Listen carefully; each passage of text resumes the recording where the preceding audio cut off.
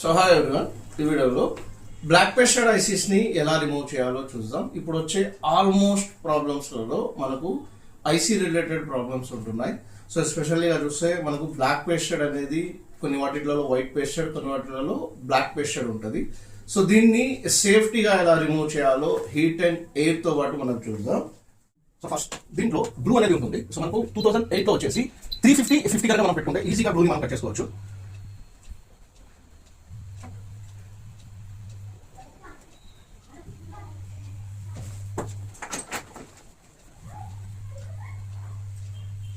చూడండి, ఈజీగా మనకు బ్లూ అనేది కట్ అవుతుంది.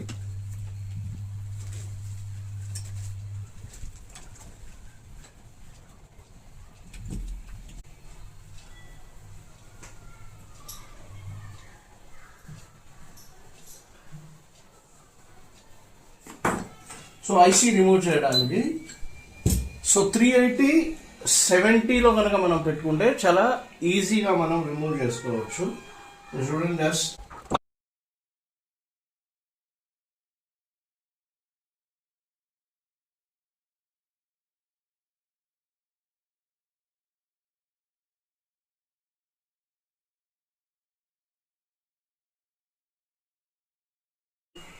$33, $34, $35.